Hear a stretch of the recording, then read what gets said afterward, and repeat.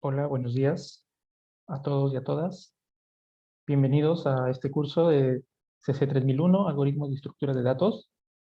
Eh, en este primer video voy a hacer un breve repaso acerca del programa del curso y acerca de las reglas del juego, que es básicamente cómo vamos a evaluar el curso en esta oportunidad. Eh, Como ya les había explicado en el foro, hay situaciones que me imposibilitan poder estar presencialmente con ustedes por ahora.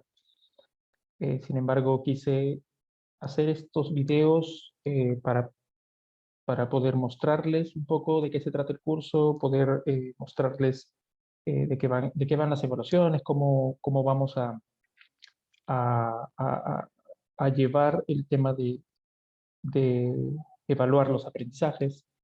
Y además de eso, en un video posterior que voy a colgar hoy día también, vamos a comenzar la parte de la materia del curso, que es la parte introductoria. ¿De acuerdo? Eh, si ustedes van a cursos, en los cursos van a poder encontrar en la sección de datos del curso, van a poder encontrar el programa del curso, que es la guía que tenemos para poder desarrollar el curso, en donde básicamente especificamos los objetivos, los resultados de aprendizaje, em, además de las materias que vamos a ver en cada una de las unidades. Voy a hacer un breve repaso sobre este programa para ir explicándoles algunas cosas y ir introduciéndoles algunos conceptos que vamos a mirar en el curso y de por qué son importantes aprenderlos nosotros que somos del área de computación. En la parte de los antecedentes del curso, ya sabemos, es un curso teórico práctico, entonces tenemos las 3 horas de docencia más los auxiliares, y además toda la parte evaluativa ha sido pensada de manera que ustedes utilicen el tiempo propuesto, que son las 5 horas y media, o tal vez un poco menos, haciendo las evaluaciones y, haciendo el estudio del curso para poder sacarlo adelante. ¿Ok? Eh, el curso tiene que ver básicamente con cómo nosotros elaboramos programas basados en algoritmos que sean eficientes desde el punto de vista computacional. ¿Sí? Eficiente desde el punto de vista computacional significa que nosotros utilicemos de mejor manera los recursos disponibles de un computador para que un programa pueda cumplir con su objetivo. Y como parte de esa eficiencia que nosotros queremos darle a un algoritmo para que funcione de la mejor manera, es que hacemos uso de formas específicas de cómo manejar datos. Y ahí es donde entra estructuras de datos. Las estructuras de datos son formas como nosotros podemos organizar la información, organizar los datos, de manera que los algoritmos que funcionan sobre esos datos sean lo más eficientes posibles. Y cuando nos referimos a más eficientes posibles, sean, por ejemplo, que utilicen el menor tiempo posible, que utilicen la menor cantidad de memoria ocupada durante la ejecución del programa posible, ¿ya? Eh, y, y nos permita tener, sí, nos permita tener programas que son cada vez mejores. Esa es un poco la idea. La idea es que al terminar el curso nosotros hemos aprendido cómo diseñar un algoritmo, cómo estructurar datos, cómo manejar datos y cómo hacer que un algoritmo dado para un problema particular sea el más eficiente posible. ¿De acuerdo? En el programa del curso ustedes van a encontrar todas todas las formalidades acerca de las competencias específicas que van a aprender en el curso, que van a dominar en el curso, además de los resultados de aprendizaje. ¿Sí? Eso lo voy a dejar para que ustedes lo puedan revisar. Básicamente tiene que ver con cómo nosotros hemos pensado cuáles deberían ser las cosas que ustedes tienen que aprender o deberían aprender al finalizar el curso. ¿Okay? Y principalmente lo que nos interesa en esta parte del programa del curso es las unidades temáticas, que son los temas, y la parte de la evaluación, que ya lo vamos a ver también en un momento. ¿De acuerdo? La primera parte del curso tiene que ver con una introducción a conceptos que ustedes probablemente ya vieron anteriormente, pero que necesitamos refrescar para poder darle una mirada holística, completa a nuestro curso de algoritmos. ¿Sí? Y la primera unidad tiene que ver con conceptos básicos de programación. En esta primera unidad nosotros vamos a tocar el repaso de las cosas, eh, más comunes en programación, ¿no? Que tiene que ver con, por ejemplo, eh, vamos a entrar a repasar cómo ponemos un condicional en Python, cómo usamos un bucle en Python, cómo utilizamos algunas cosas predefinidas de Python que nos ayudan luego a poder completar y hacer nuestros programas. ¿De acuerdo? Hay un concepto que vamos a introducir, ya que vamos a entrar a hablar sobre bucles, sobre iteraciones. ¿Sí? Hay un concepto muy importante que vamos a introducir, un concepto nuevo en este curso, que es cómo definimos la correctitud de un programa. ¿De acuerdo? O sea, cómo sabemos si un programa que estamos haciendo es correcto o no. Bueno, una forma de saber si un programa es correcto es obviamente implementándolo, corriéndolo y viendo si es que el resultado es el esperado, ¿cierto? Sin embargo, bajo ciertas condiciones, uno puede saber si un algoritmo funciona o no sin tener que implementarlo. ¿De acuerdo? Y para eso utilizamos un concepto, que es un concepto un poco relacionado a la inducción matemática. ¿Sí? Es un concepto que se conoce como invariantes. Se trabaja principalmente con bucles, ¿no? Iteraciones. ¿Okay? ¿Cómo saber si un algoritmo que es realizado a través de un conjunto de iteraciones es correcto?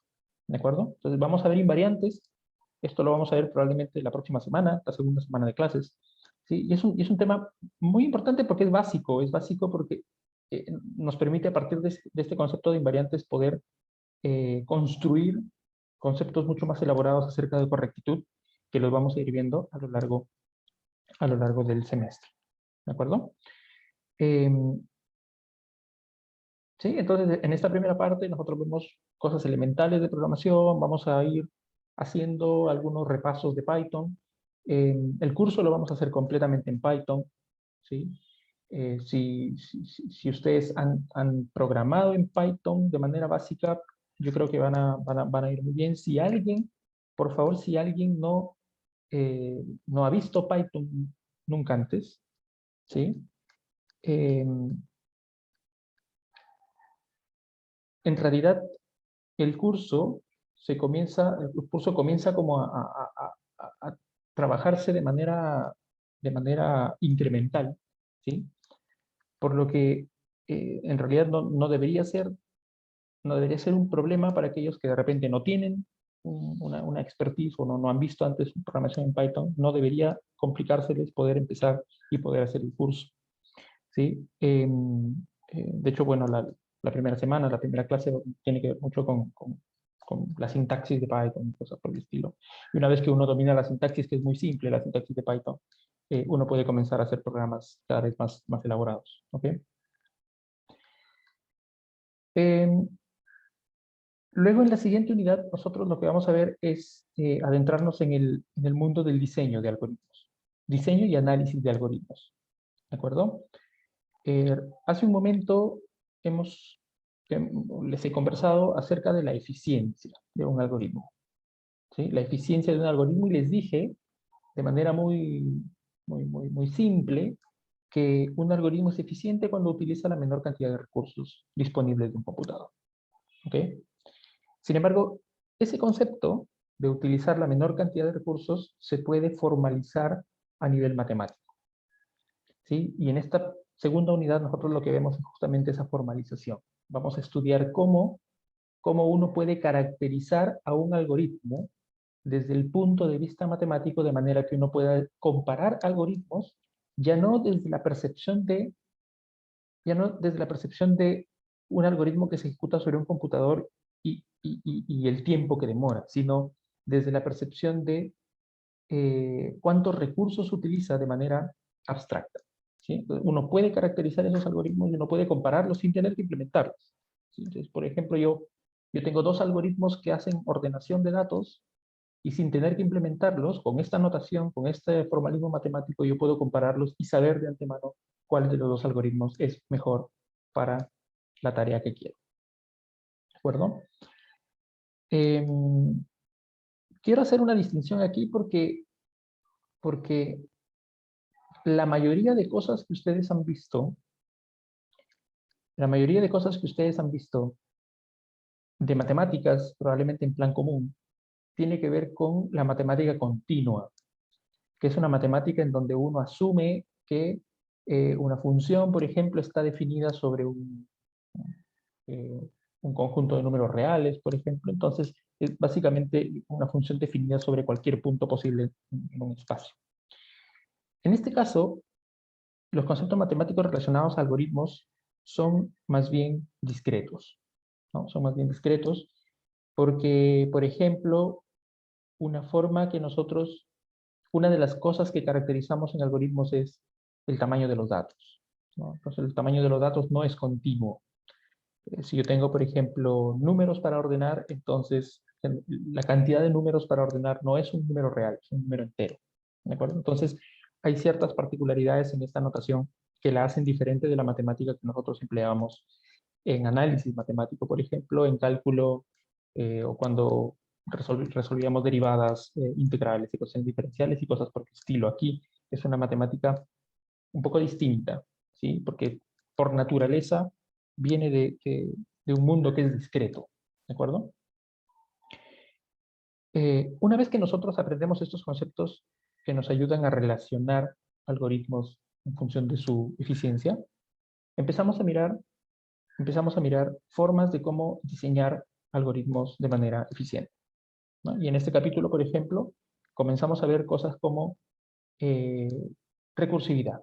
¿Sí? La recursividad es un ingrediente clave en el diseño de algoritmos, ¿no? Cómo nosotros implementamos funciones que tienen la capacidad de llamarse a sí mismas, ¿no? Funciones que se llaman a sí mismas para resolver un problema de una manera determinada, ¿de acuerdo?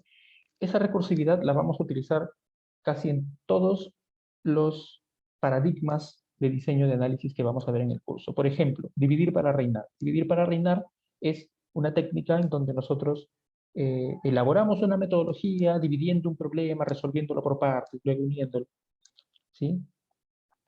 Y esa metodología, ese mecanismo, tiene que ver con cómo resolvemos problemas cada vez más pequeños y para eso se utiliza recursividad, ¿no? Y lo bueno es que la recursividad nos provee una forma muy natural de resolver un problema bajo estos paradigmas, por ejemplo, dividir para reinar.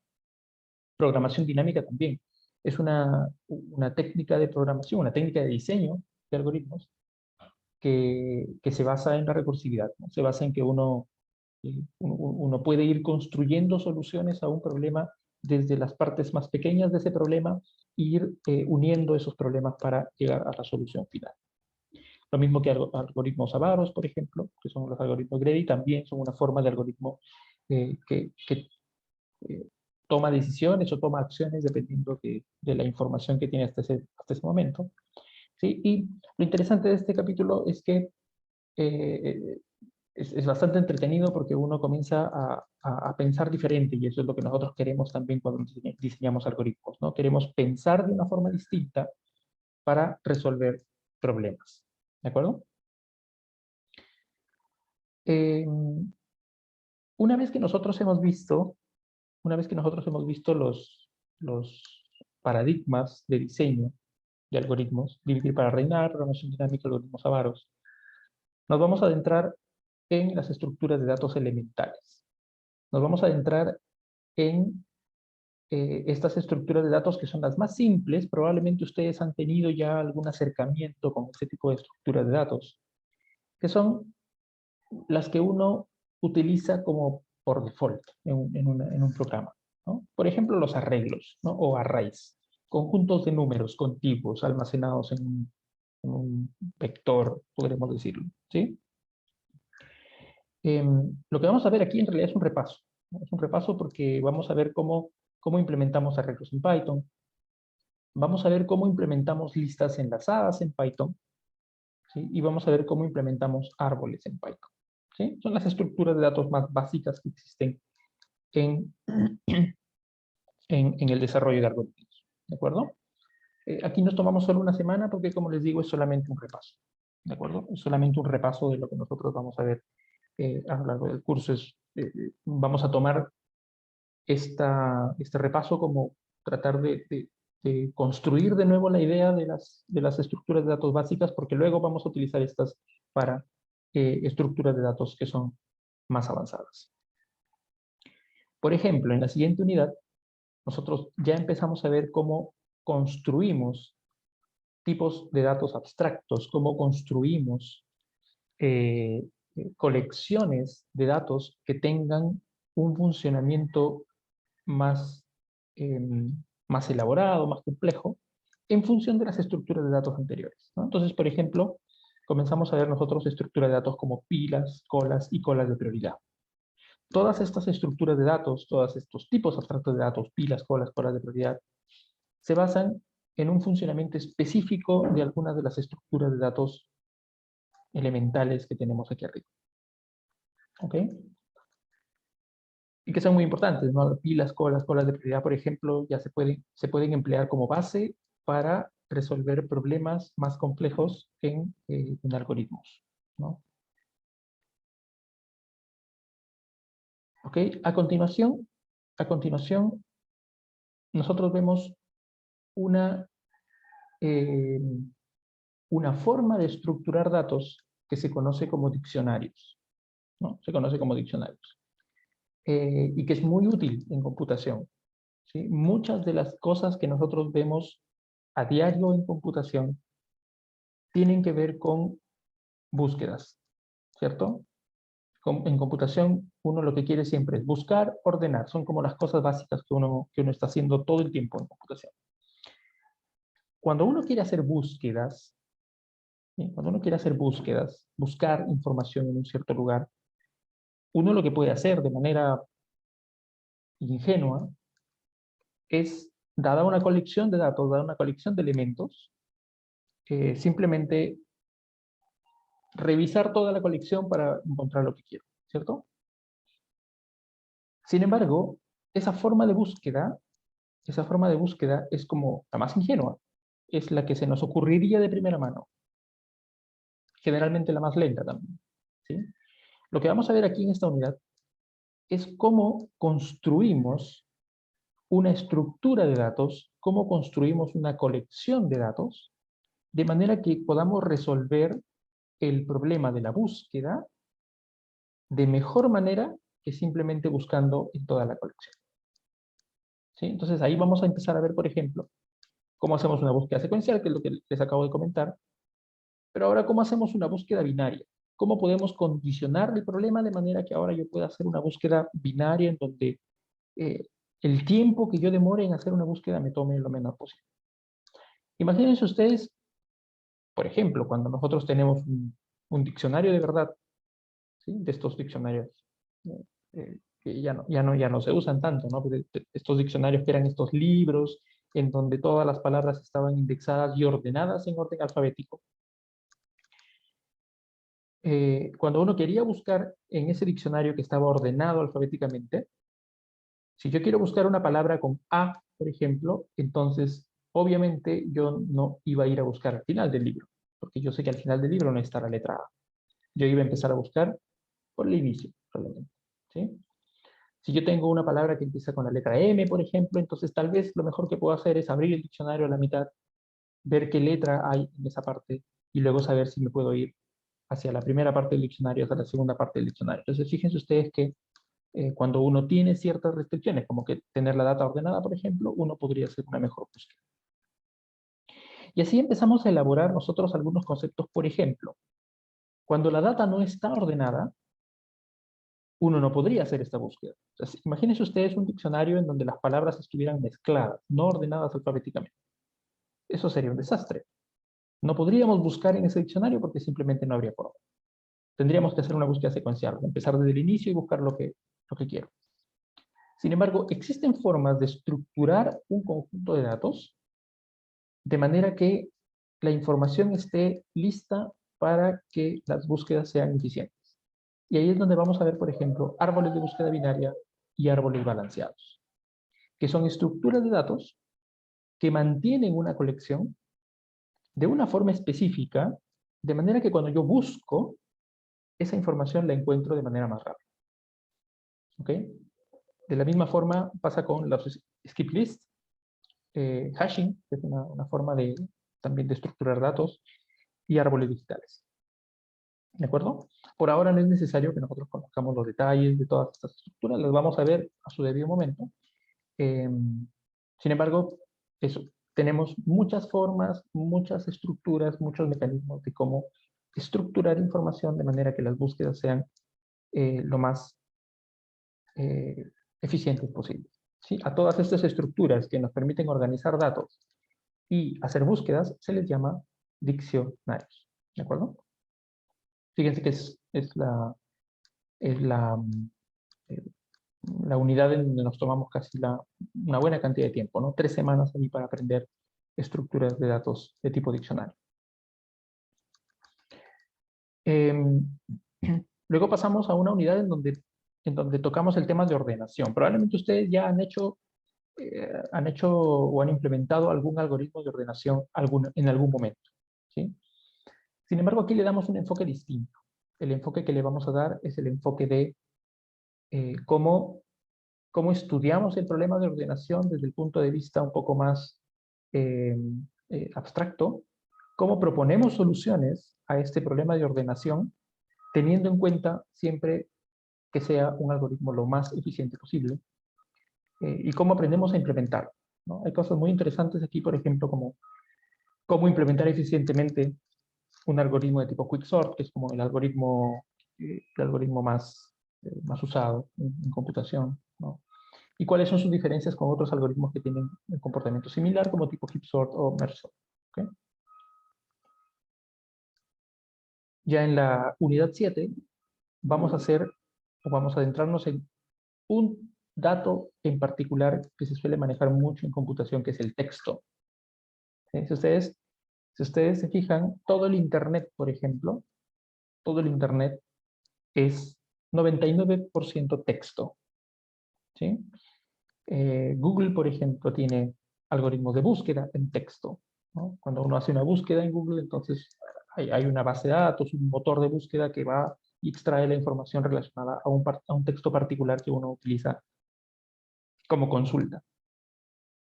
Aquí en esta unidad nosotros vamos a usar, vamos a ver de forma muy introductoria, muy básica, cómo uno puede hacer búsqueda en textos de manera eficiente. ¿Sí? Y vamos a ver algoritmos muy específicos, ¿no? Estos algoritmos que están aquí, Canute, Morris-Pratt, Boyer-Moore, son algoritmos muy específicos que nos ayudan a sacar provecho a la información que uno tiene en información de tipo texto para hacer búsquedas de manera eficiente. ¿De acuerdo? Y por último, la última unidad de nuestro curso tiene que ver con un tipo particular de estructura de datos que permite representar relaciones entre los datos. Cuando me refiero a relaciones entre los datos, me refiero a cómo yo puedo representar que existe una conexión entre datos o información que yo tengo en mi colección. Y esas estructuras discretas se llaman grafos. ¿Okay? Grafos. En este caso, nosotros lo que vamos a hacer también de manera introductoria es estudiar, por ejemplo, cómo representamos esas relaciones en la computadora, cómo hacemos búsquedas en esta, en esta estructura, y luego cómo implementamos algunos algoritmos básicos, ¿no? Por ejemplo, el problema clásico en un grafo es el problema de encontrar la mejor ruta entre dos puntos particulares de la ciudad, por ejemplo. ¿Sí? Y para eso tenemos algoritmos que nos permiten encontrar esas mejores rutas, por ejemplo, Dijkstra, Floyd, ¿sí? Diferentes tipos de algoritmos. Okay, todo esto lo revisamos, lo implementamos, ¿sí? Y la idea es tener un conocimiento bastante básico. Fíjense que en 2 semanas en realidad uno no va a aprender eh, todas las cosas sobre grafos, pero la idea es tener una idea de cómo existen algoritmos eficientes que me permiten a mí implementar estos problemas básicos en en grafos. ¿Ok?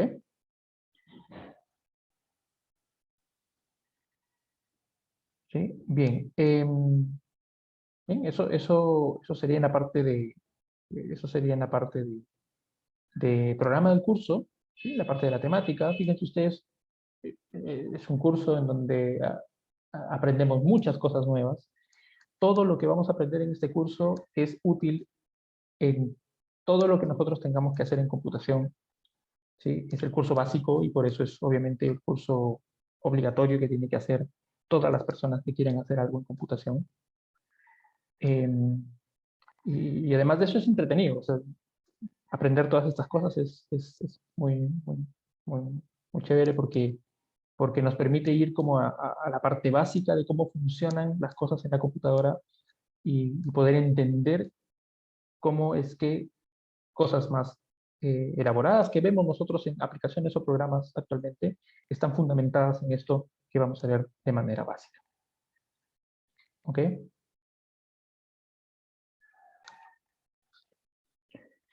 Bien, algo que quiero mostrarles antes de continuar con la parte de la evaluación es, ya se encuentra disponible en cursos, en la parte de los enlaces, ya se encuentra disponible los apuntes del curso. El apunte del curso, como este es un curso muy práctico, en donde todo lo que vamos a aprender lo queremos ver ejecutando, lo queremos ver corriendo, el apunte del curso en realidad es un repositorio, ¿sí?, de GitHub, en donde nosotros hemos compilado un conjunto de notebooks de Python. Les voy a explicar un poco de qué va esto cuando veamos la clase en un momento. Eh, Básicamente lo que nosotros tenemos aquí en este apunte es un conjunto de temas que pueden ser ejecutados desde la nube, ¿sí? Eh, el temario del curso está aquí completo, tal cual lo acabo de mostrar ahora, ¿sí? Tenemos, por ejemplo, la sección de introducción, en donde tenemos un botón que nos va a llevar hacia el apunte de ese capítulo, ¿de acuerdo? Y también una parte de ejercicios, que ya les voy a explicar ahora en un momento. Estos ejercicios van a ser parte de la evaluación en algún momento dado, ¿de acuerdo? Entonces, el apunte está ahora disponible en GitHub. GitHub es un repositorio que ustedes pueden descargar hasta sus computadores, que ustedes pueden manipular este repositorio de la manera como deseen. Va a haber una primera auxiliar en donde van a aprender cómo manejar ciertos aspectos de todo esto, del GitHub, de los notebooks de Python, todas estas cosas. Si ustedes van, por ejemplo, a alguno de estos enlaces, entonces automáticamente les abre el apunte, en donde este apunte contiene descripciones, la descripción de lo que vamos a ver, pero también de manera interesante lo que contiene este apunte es código fuente ejecutable. ¿De acuerdo? Código fuente ejecutable. Y eso es interesante porque es como un libro en donde uno tiene el texto, tiene los programas, pero además los programas los puedes ejecutar y puedes ver qué cosa es lo que hacen, ¿sí? Entonces, fíjense ustedes, este es el apunte que vamos a ir trabajando en esta primera semana. Está todo listo, el apunte del curso está completo, ¿de acuerdo? Así que ya vamos a ir viendo esto más adelante, ¿sí? Voy a cerrar esto. Y ahora lo que, lo que nos toca conversar un poco es acerca de las reglas del juego. La regla del juego tiene que ver con la evaluación, principalmente, ¿de acuerdo? La evaluación, ¿sí? En el curso, en el curso vamos a tener tres tipos de evaluaciones, ¿ya? Los controles, ¿sí?, que es lo que eh, probablemente era lo más común en la época prepandemia, ¿sí? Durante la pandemia quitamos los controles porque era una evaluación que no se iba a poder hacer de una manera adecuada. Sin embargo, ahora que hemos vuelto a las clases presenciales, entonces hemos introducido los controles de nuevo. Los controles son 2 controles en el semestre más un examen, ¿no? 2 controles en el semestre más un examen. El temario del examen abarca todo el curso del semestre. ¿De acuerdo? También tenemos las tareas, que son 6 instancias, son 6 tareas que vamos a dejar. Cada tarea tiene una ventana de 15 días para poder ser resuelta, o sea, 2 semanas para poder ser resuelta. Y fíjense que dejamos un lapso ahí, un tiempo de holgura, para que nos permita a nosotros también poder mantener las evaluaciones a tiempo. ¿Ok?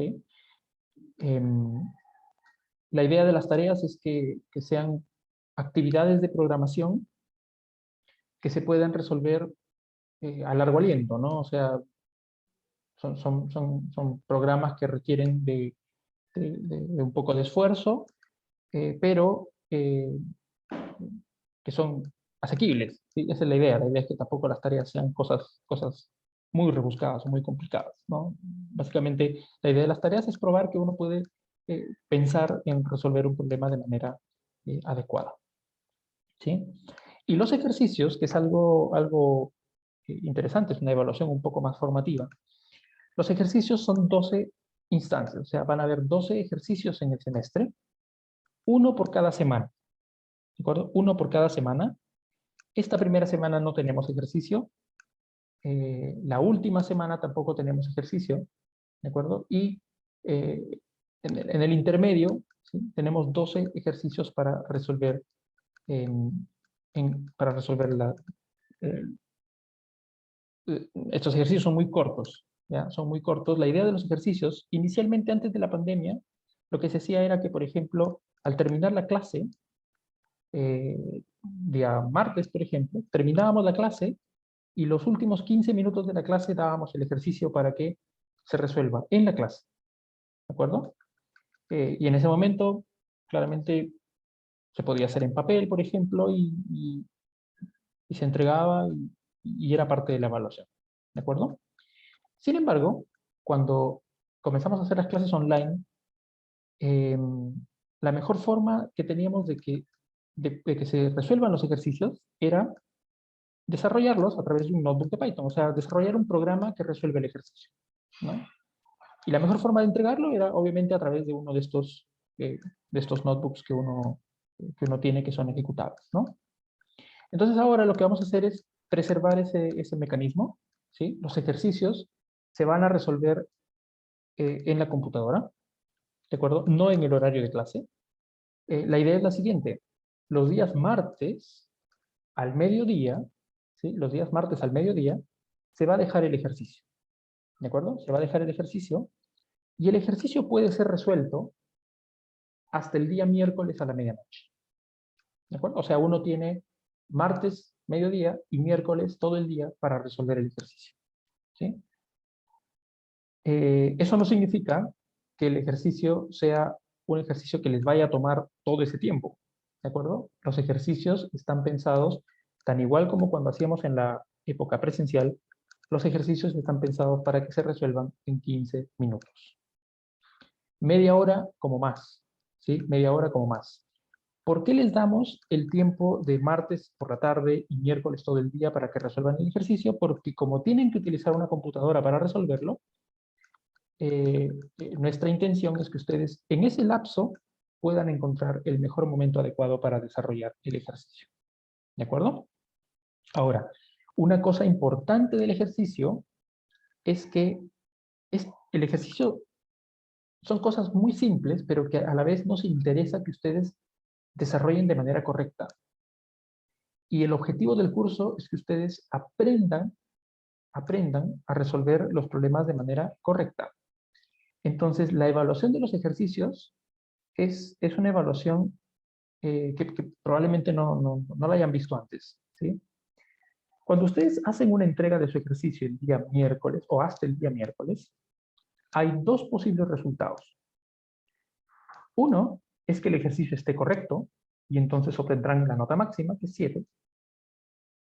O la otra salida es que el ejercicio no esté correcto. Y si el ejercicio no está correcto, entonces recibirán la nota mínima 1. ¿De acuerdo?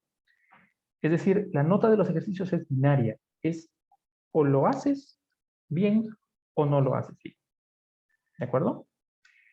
Sin embargo, como la idea es que uno aprenda a resolver los ejercicios, después de que se recibe la corrección del ejercicio y tu ejercicio no está correcto, entonces el auxiliar te dirá, mira, tu ejercicio no está correcto por esta razón, por esta razón, por esta razón.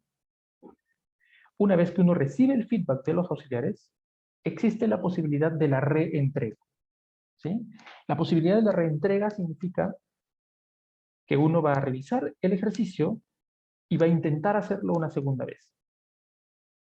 Y lo va a volver a entregar. Y esta nueva entrega, ¿sí? Esta nueva entrega se puede hacer hasta el día lunes a la medianoche de la semana siguiente. ¿Sí? Entonces, por ejemplo, día martes al mediodía se entrega el ejercicio, se desarrolla hasta el día miércoles, se les da el feedback día jueves, y desde ahí los que no resolvieron correctamente el ejercicio tienen hasta el día lunes para hacer una entrega correcta. ¿De acuerdo? Con este mecanismo nos ha ido muy bien los 2 años anteriores. ¿Sí? Fíjense que este mecanismo tiene la intención de que el alumno sea capaz de demostrar el dominio de la materia. ¿De acuerdo? Por lo tanto, es o sí o no. Es o aprendió esta parte de la materia o no la aprendió. Y para eso tenemos este enfoque de dos entregas, ¿no? La entrega, evaluación, la reentrega, evaluación. ¿De acuerdo?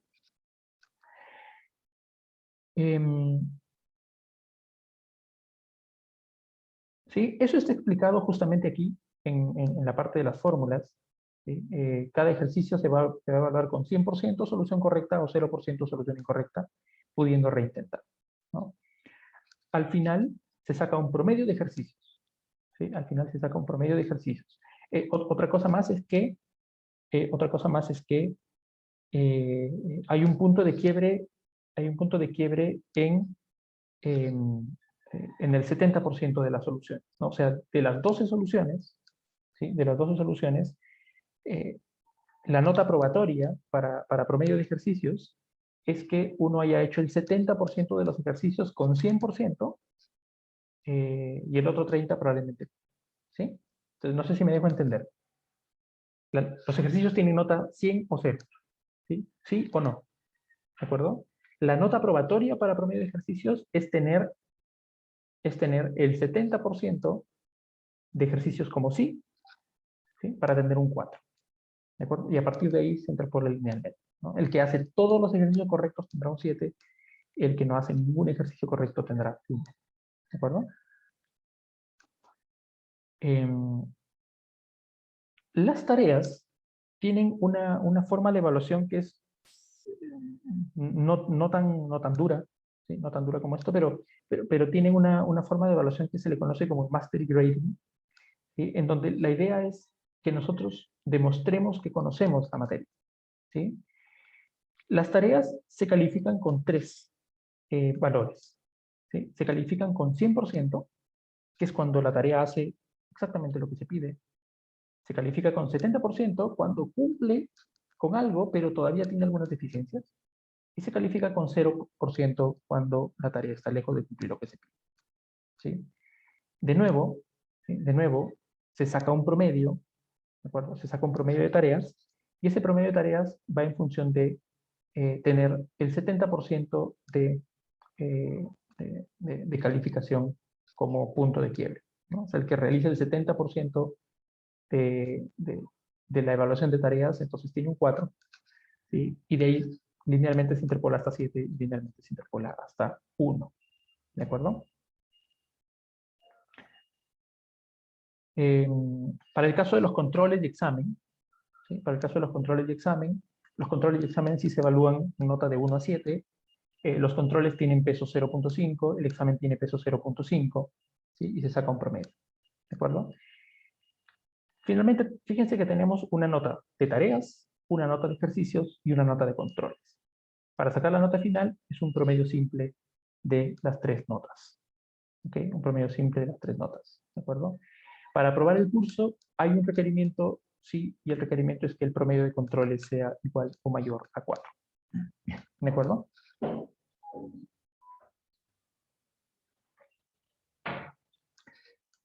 Aquí queremos recalcar algo. Todas las evaluaciones son pensadas para que la dedicación que ustedes tengan en las evaluaciones no sea infinita, ¿sí? Por ejemplo, los ejercicios, como más, están pensados para que ustedes lo resuelvan en 30 minutos, no más, ¿sí? No más. O sea, si ustedes están usando más tiempo que esos 30 minutos para resolver el ejercicio, entonces quiere decir que hay algo que necesitamos ajustar, ¿de acuerdo? Pero ya de por sí, los ejercicios están pensados, y de hecho son ejercicios que ya han sido desarrollados anteriormente, entonces los ejercicios están todos pensados para que puedan ser resueltos en 30 minutos. Las tareas están pensadas para que sean desarrollados en 4 horas continuas, o sea, 4 horas de dedicación, ¿sí? Y obviamente los controles se desarrollan en 2 horas en la semana que toque, ¿de acuerdo? Toda la planificación de ejercicios, tareas y controles las vamos a colgar también en material docente para que ustedes las puedan revisar, ¿de acuerdo? También les recomiendo que ustedes revisen las políticas de colaboración, que es básicamente algunas reglas básicas que nosotros hemos colocado en la parte de las reglas del juego, ¿de acuerdo? Aquí tenemos el calendario de evaluaciones, ¿sí? Los ejercicios, uno cada semana, comenzando la semana 2, o sea, la otra semana tenemos el primer ejercicio, y terminamos la semana 13. Y no tenemos ejercicios la semana 14 y la semana 15. Eso porque nos va a permitir a nosotros también trabajar con el equipo docente, los ayudantes y auxiliares para tener las correcciones de todos los ejercicios hacia el final del semestre, ¿sí? Y no acumularnos con ejercicios hacia el final. Tenemos también las fechas de entrega de las tareas, ¿sí? Aquí están cada uno de los días que se van a entregar las tareas. Se entiende que si, por ejemplo, hay una fecha de entrega la semana 3, es porque el enunciado se hizo una semana o 2 semanas antes, ¿no? La semana 1. De hecho, este viernes sale la primera tarea, que es una tarea muy simple, muy básica para que ustedes desarrollen. Y también tenemos ahí la fecha de los controles, ¿no? Las fechas de los controles. Fíjense que las fechas de los controles no topan con fechas de entrega de tareas, de manera que ustedes puedan dedicarse a dar esos controles de manera fácil. ¿Ok? Bien. Eso. En este primer video había querido mostrarles un poco el resumen del curso y mostrarles la parte de la evaluación. Si hubiera alguna consulta, el día que nosotros nos veamos en nuestras clases presenciales, ¿sí? Van a poder hacer preguntas sobre esto o pueden escribirnos también al foro. Ya tenemos cuerpo docente, por lo tanto, ya nos estamos organizando para poder asesorarles en todo lo que sea posible, en todo lo que sea necesario y poder comenzar a ayudarles en el desarrollo del curso.